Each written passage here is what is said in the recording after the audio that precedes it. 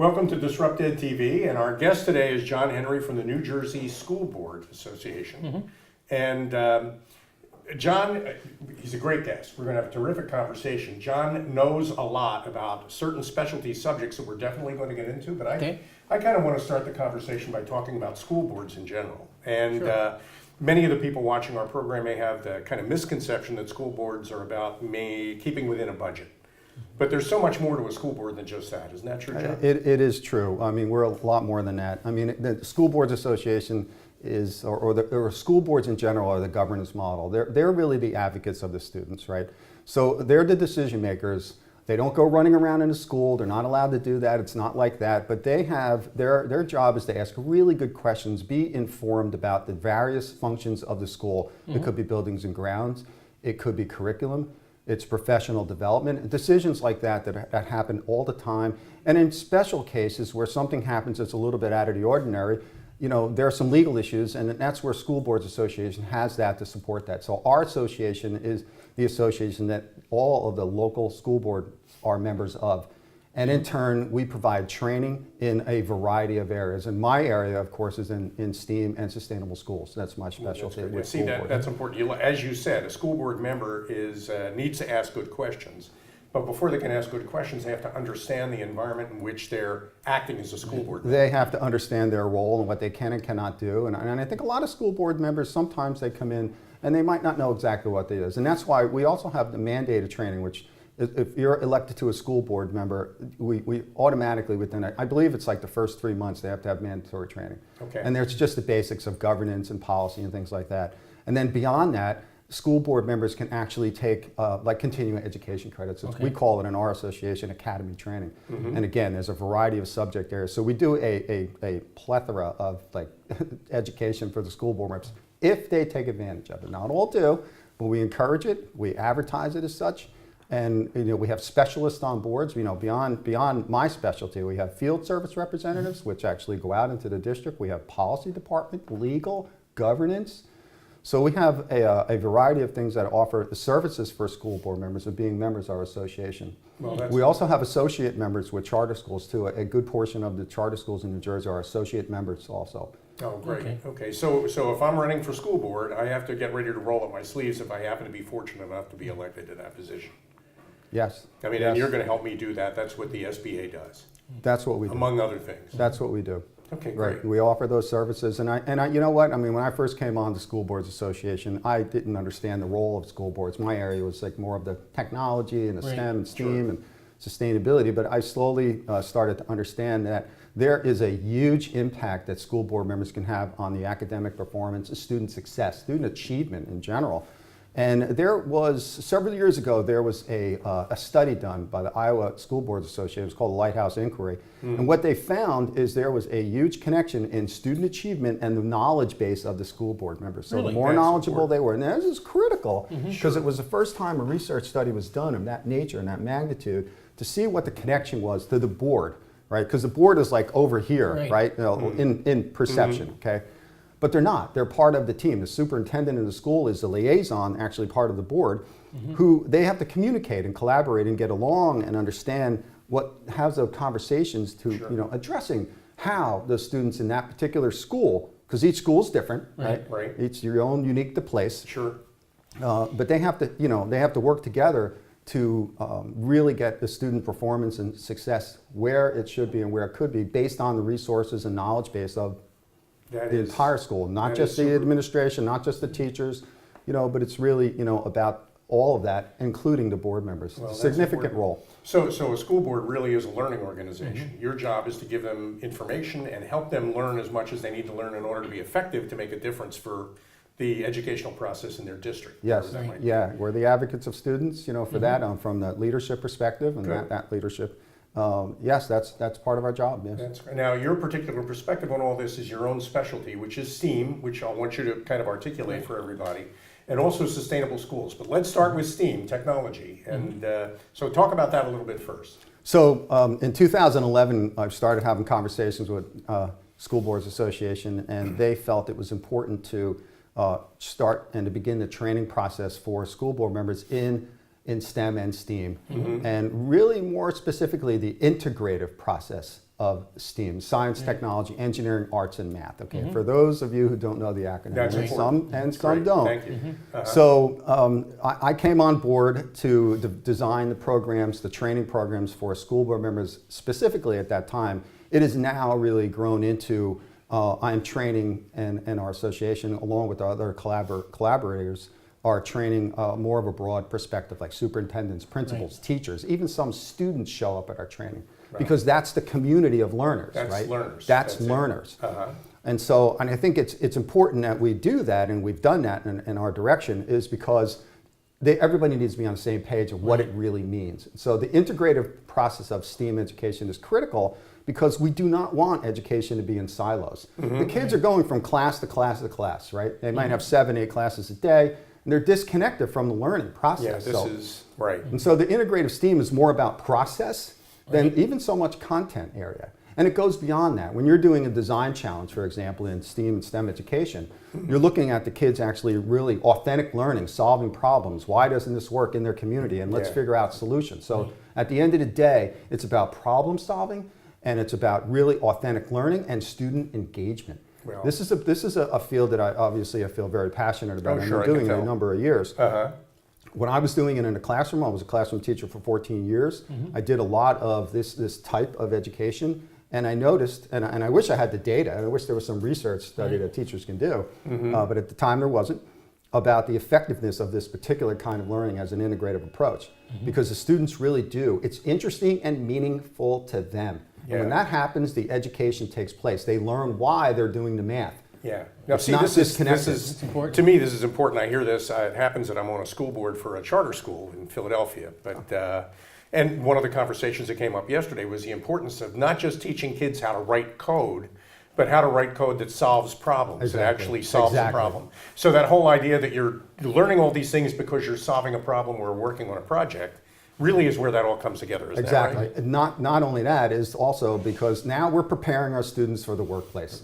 Right. So what happens when kids go to college, right? We're seeing a lot of, they're going to college, they're spending a lot of money, they're getting an education, but they don't know how to solve problems, right? Because it's, again, is it because we're not doing authentic learning at every level? And we need to turn that, and I think we're really doing a good job of that now. We're really starting to turn that around. But what happens is, if they don't have the skills, they're not prepared for the workplace. This workplace that we're out there, it's incredible. It is dynamically changing, right? And if they, at the very core, if they're not able to solve problems and critically think and work in teams and collaboratively, then what happens? Yeah, I mean, then they're not ready to come to work for us. They're not ready.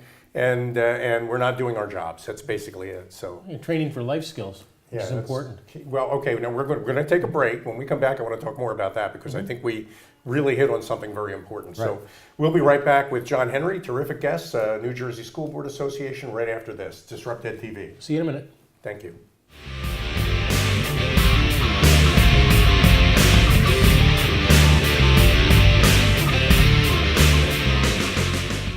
Our culture is what we believe in, and our brand is what we do in our work. When our brand and our culture are in alignment with each other, we become more than just good. We become excellent. Think of this alignment as a mix of flavors in our water cooler. When we gather around and drink it ourselves, we're savoring our culture. When we serve it to our friends and neighbors, we're expressing our brand. So, what's in your water cooler? For groups of all kinds and sizes, our Brand and Culture Alignment Toolkit will provide you with a unique water cooler recipe that expresses and makes you the very best at what you do. It all starts with a simple, affordable 20-minute online survey. Completely confidential, you can take it whenever suits your schedule. Within 2 days, you'll receive a BCAT report that expresses your team's signature brand and culture in plain English, and includes simple exercises that will help align your team's leaders, stakeholders, and members. They come to Brookdale with a passion for healthcare, cybersecurity, fashion merchandising. They graduate and transfer to universities like Georgetown, NJIT, and the Fashion Institute of Technology. They begin their careers as registered nurses, security engineers, and fashion designers. This is what success looks like. And here is where it all starts. This is Brookdale, College redefined, success reimagined. Take your next step at brookdalecc.edu.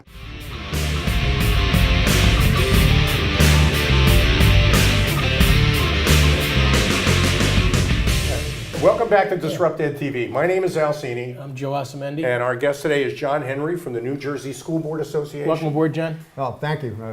I can't honor and tell pleasure to you, be it's here. so wonderful to have you here. And just before the break, in the last segment, we were talking about the importance of bringing rote memorization together around solving problems. So it's not just about teaching kids how to solve multiple choice questions, how to answer multiple choice questions. It's about teaching them how to solve real world problems. Now, that gets us into a discussion of sustainable schools at a couple of levels. First, tell us what a sustainable school is. So a sustainable school is really a school that really has focused on saving resources, saving energy, saving money, and redirecting those savings back into school improvement. And creating ultimately healthier learning environments for our students and staff and the people who come into that school in a community.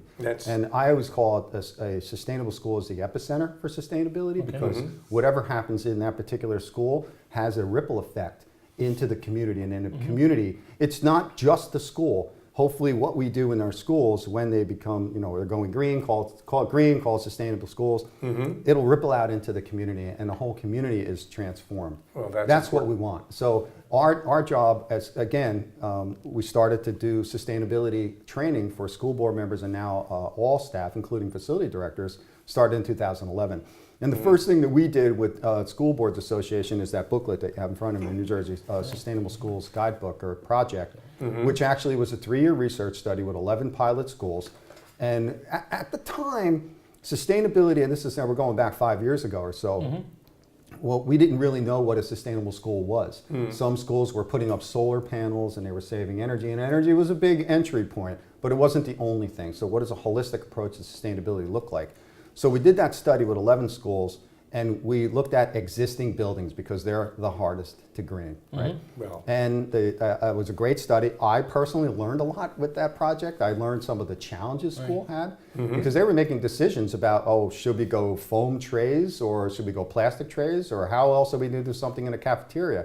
And some schools were not willing to spend an extra 5 cents on a foam or a compostable tray, for example.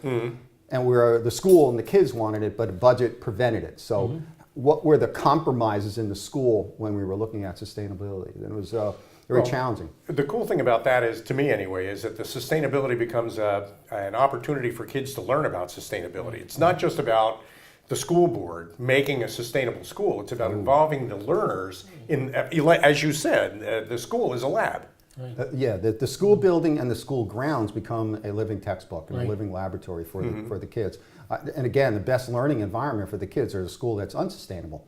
Seriously. Yeah, because absolutely. now you say, okay, what could we do here to make this better? In energy, in water, in indoor environmental quality, things like that, resources, green purchasing, things of that nature. It's incredible learning opportunities. And so, our journey started with that, and it did not stop. Now, I think sustainability in the state of New Jersey is about as best as it ever was because the collaboration. School Boards Association has collaborated with several organizations to really move the needle. We're not the experts only in that area. We have several other organizations that are great in this. Department of Environmental Protection, Sustainable Jersey for Schools. We were the founding sponsors of Sustainable Jersey for Schools, where they already had a very highly successful program called Sustainable Jersey, but what does that look like in a school? Sure. For a school certification program. Continual improvement. And I think it's fantastic. That's putting really key. platform for that. Sure. And when you have the kids in a school looking for opportunities to save money or save energy or improve service, whatever, when the kids are actually collecting the data and coming up with the ideas, It's place-based learning. It's experiential learning. Project, problem-based learning, call it what you will. All those things work for students because it's local to them. They get it, they see it, and the kids are really connected to the environment in many ways. That's what I saw when I was in the classroom. It was an easy entry point for me to say, okay, we're going to talk about the environment today, and they were interested. They did not have the obstacles of, we're going to worry about money or we can't do that. They were just pure sustainability. Why aren't we doing this everywhere? Well, as adults, we know some of the reasons why the obstacles are there, but as kids, they were pure, authentic, problem solving, and it was great. It was great for me to see as an educator. That's terrific. And those are great skills for them to learn. And you just mentioned your background as a classroom instructor. Correct. Maybe you can talk a little bit about that? I was a classroom teacher for 14 years. Mm-hmm. I taught in industrial studies and technology education and educational technology. Mm-hmm. Okay. And I did a lot of environmental programs while I was in the school. I also ran an electric vehicle program for the school. Oh, interesting. We Okay. didn't even have a shop at the time. Mm-hmm. But the kids, through a project and problem-based learning activity, the kids wanted to talk about and learn about electric vehicles. And I was way out there on that. I was like, well, I don't know if we can do this. And I just let it go. 6 months later, we had hooked up with some other folks who had an electric truck. We brought it into the school. The kids were working on it in the parking lot. We put it into the Tour de Sol. Talk about authentic learning and experience for the kids. That's We really drove the truck on the NJIT convention floor, and it was displayed there. It had solar panels Really? on it. It was great. Must have got those students all excited about it. And They were, you know what? There's this one story. This one kid who was working on our team. We had several kids on the team, and he was sitting at the computer, and he kind of leaned back in a chair and said, "Oh my God, now I understand why that math problem I was learning in a class." And I was like, "Well, explain." We were doing the rolling resistance of a tire, because the tires are different on an electric vehicle, right? And he finally put the math together to the electric vehicle. When in just a math class, if they're doing, and this is where I always say there's a lot of theoretical learning Right. versus applied practical, learning. yeah. For me, that project really elevated it to really the applied learning, which was it was so critical for students to see the application versus, they need both. Sure. You can't ignore the theory. You have to, understand the math and understand whatever else content area, but put it in an application form. And it was as innovative as that in an electric vehicle. Everybody likes transportation and cars, Oh, okay? sure. Uh-huh. And it happened to be really cool because it was electric. And the kids were saying, well, why aren't we doing this everywhere? Like, once again, putting it back on the students, saying, they understand the big picture. it becomes real to them. That's the main thing. It was real to them, yeah, and it was fantastic. So, I came out of a classroom in 03, 04 to do a fellowship at NASA headquarters, and I did that in Washington, D.C., and I never went back to the classroom. Wow, that's I was doing terrific. a lot of training, and I ended up at school board 6 years ago. So you spent a year at NASA, and I spent a year at when NASA. we have to take a break. When we come back, you can maybe share with Talk about that. our audience what it is you learned at NASA. So we'll be right back with more with John Henry after this break. Stick around. Thank you.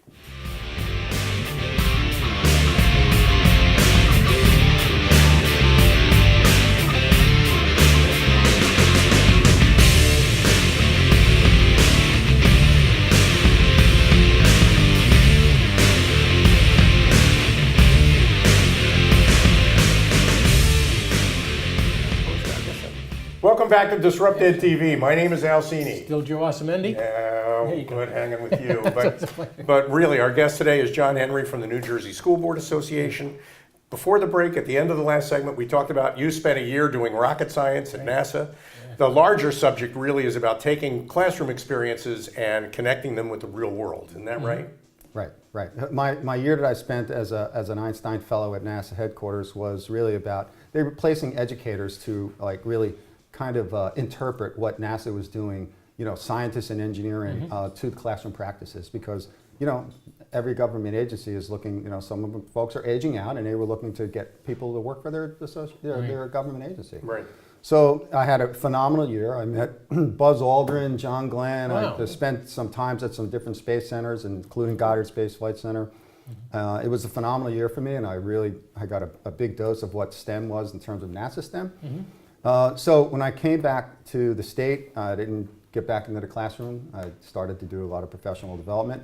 And now, when I'm at school boards, we run a field trip every year to NASA Goddard Space Flight Center, where we great. take board members, teachers, administrators, no students in this case, but we take them down there to see all the great stuff that NASA men and women do down there. It's incredible. So If you ever decide to include TV interviewers, I hope you'll sign me up. well, because that's that sounds like actually a lot of fun. possible. We have another one coming up on April 19th. Well, actually, okay, so- that's good. That's Put a it good on time of your year to go. But you also mentioned you have a partnership with the U.S. Army, and Right. that's very important to talk about. This again of a first of its kind. We're the only school boards association that has a partnership with the U.S. Army. We actually have an Army first class sergeant placed at School Boards Association to work directly with me to assist with our programs. Not only that is I think the Army, like it's difficult for them to actually have Army or kids coming from high school to go into the military because number one, they can't pass the test. 3 out of 10 can pass the test and that's it. They do not need people in the field and infantry. They need scientists, engineers, cybersecurity, things of that nature, medical. They just can't get the kids to get into that. So it's really our relationship with the Army was about providing the schools with opportunities for them. Relieving some of the debt for schools, leadership training that the Army gives them. So it has been a phenomenal relationship with them. And one of that I want to feature, and I know we don't have a lot of time here, No, but sure. I want to Take your feature time. one of the great things that we did in collaboration, created was something called STEAM Tank. Now STEAM Tank is the student-centered piece. STEAM Tank is about entrepreneurial STEAM and STEM. It is modeled after the TV show Shark Tank, where the kids are given a very open-ended question, or questions, and they take it in any way they want.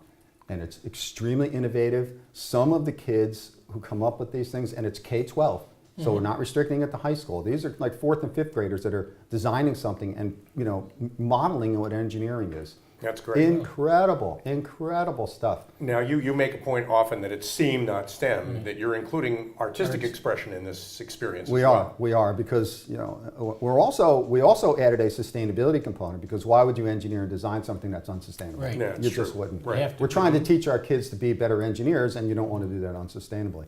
Sure. So yes, there's an artistic piece. It could be media. It could be whatever the kids want. Right? Design. It could be whatever they want. And we don't explain that much. They're just up to them. So this is very open-ended. We invite parents to our workshop as the finals.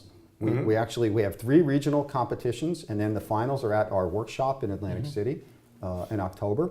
And then the announcement, we have another collaboration with the New Jersey Education Association, the NJIT. We work great with them. And they created on their convention in November what they called STEAM Tank Theater, where the kids come in and present, and then we made the announcement of the winner. So that's another collaboration. Right. Collaboration is really critical in this because we have other partners who support them.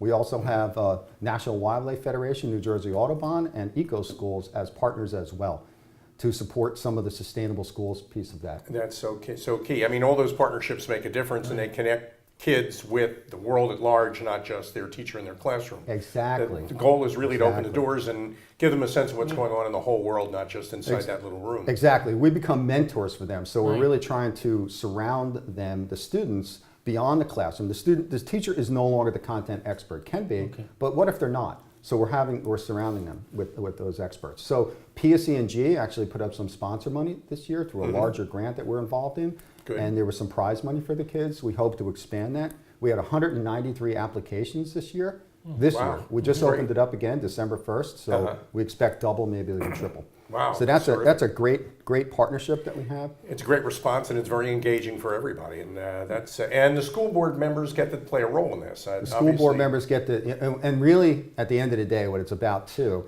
is having the students have opportunity to be innovative, creative, entrepreneurial, but also about school board members to see what education, that entrepreneurial STEM and STEAM looks like in the classroom. So they get to see it. So we invite, of course, the school board members, of course, to support their team, to see what's going on at our workshop in Atlantic City. And school board members represent individually each of their own businesses, each of the companies they work for. So that's another way to let those influences into the process. Now it becomes a team. If they needed some expertise and they happen to be board members, that's fine. They can work with local businesses, and we encourage that. That's terrific. And I mentioned our workshop. It's in conjunction with the business. Is this the leadership workshop? This is a leadership workshop. So it's in conjunction with the the Association for School Supervisors and school administrators, and also the business officials. Okay. So we kind of most of it's on us in terms of the implementation of the workshop on school boards. Okay. But we have an iSTEAM command center where STEAM Tank is actually held, where there's like 30 demonstrators in there, and school board members can take training and get credits for it if they come into that area and attend the sessions. And also we have a sustainable school center as well. Between the two centers is over 20,000 square feet. And now for the first time last year we had students on the workshop floor So now their board members can see the students doing great work. Oh, that's terrific. Put together an incredible network, I'm telling you. Well, you know, I mean, and that's what grows from all that real world experience. That's what it takes for student achievement. It's not just about one association, one organization. It's about collaboration and teamwork, putting together all the knowledge base that we have.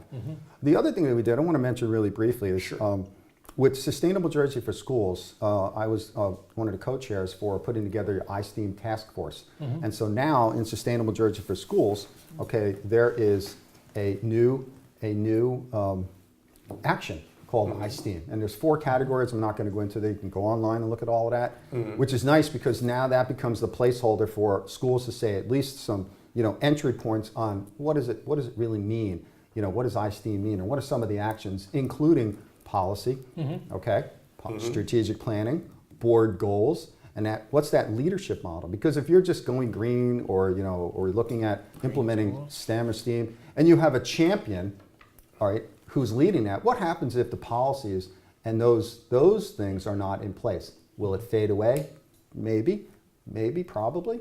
But so it's not just about just programs like STEAM Tank or action items like that. It's about setting policy and putting those things in place so it becomes part of the culture of the school. Because then we're giving our students the best chance. So it's more than just sustainable schools, it's sustainable education. It's Where sustainable learning education. continues beyond the graduation, between grades, and there's no reason why that learning just can't keep going on and on. Correct, correct. That's terrific. John, we're coming up on that part of our program where you get to tell everybody how to reach you and what you can help them with.